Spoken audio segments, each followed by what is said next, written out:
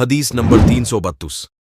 अबू हुरैरा रजी अल्लाह ताला अन्हु से रिवायत है कि वह नबी सल्लल्लाहु अलैहि वसल्लम से बयान करते हैं कि आपने फरमाया, जब गर्मी ज्यादा हो तो नमाज जुहर ठंडे वक्त पढ़ा करो, क्योंकि गर्मी की तेजी जहन्नम के जोश मारने से होती है।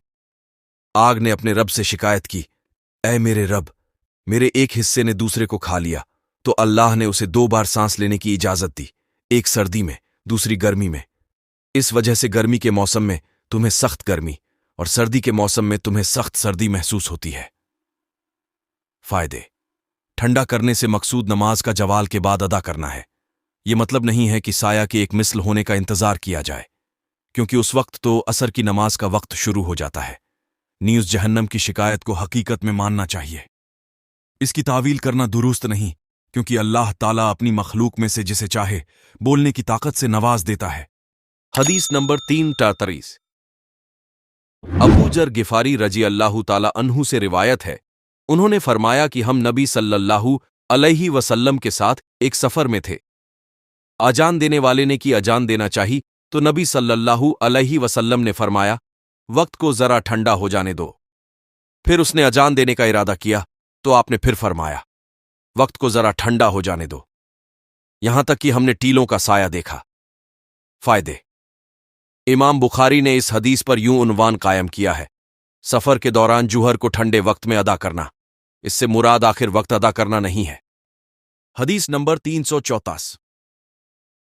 अनस रजी से रिवायत है कि एक बार रसूलुल्लाह सल्लल्लाहु अलैहि वसल्लम सूरज ढलने पर बाहर तशरीफ लाए, जुहर की नमाज पढ़कर मिंबर पर खड़े हुए तो कयामत का जिक्र करते हुए फरमाया, उसमें बड्ढे बड़े किस्से होंगे। फिर आपने फरमाया, जो शख्स कुछ पूछना चाहता है पूछ ले। जब तक मैं इस मकाम में हूं, मुझसे जो बात पूछोगे बताऊंगा। लोग कसरत से रोने लगे, लेकिन आप बार बार यही फरमाते, मुझसे पूछो। तो अब्दुल्लाह बिन सहमी रजी अल्लाह ताला अन्हु खड़े हो गए। उन्होंने पूछा, मेरा बाप कौन है? आपने फरमाया, तुम्हारा बाप हुजाफा है।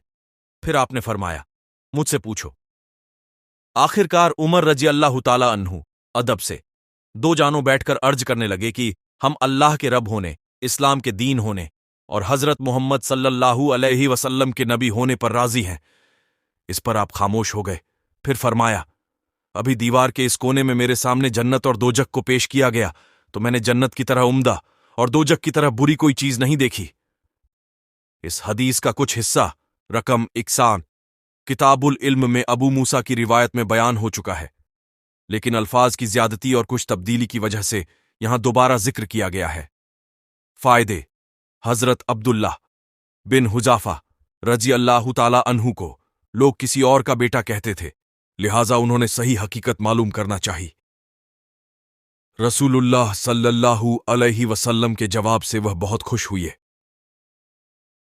हदीस नंबर 345। अबू बरजा रजी अल्लाह ताला अन्हु से रिवायत है, उन्होंने फरमाया कि नबी सल्लल्लाहु अलैहि वसल्लम फजर की नमाज ऐसे वक्त पढ़ते कि आदमी अपने करीब वाले को पहचान लेता, और आप जुहर उस वक्त पढ़ते जब सूरज ढल जाता, और असर ऐसे वक्त पढ़ते कि उसके बाद हमसे कोई मदीना के आखिरी किनारे पर वाकया अपने घर में वापस जाता, लेकिन सूरज की धूप अभी तेज होती। अब्बू बरजा रजी अल्लाह ताला अन्हु ने मगरिब के बारे में जो फरमाया वह रावी भूल गया, और तिहाई रात तक ईशा की नमाज पढ़ते, और ईशा की देरी में आपको कोई परवाह न होती।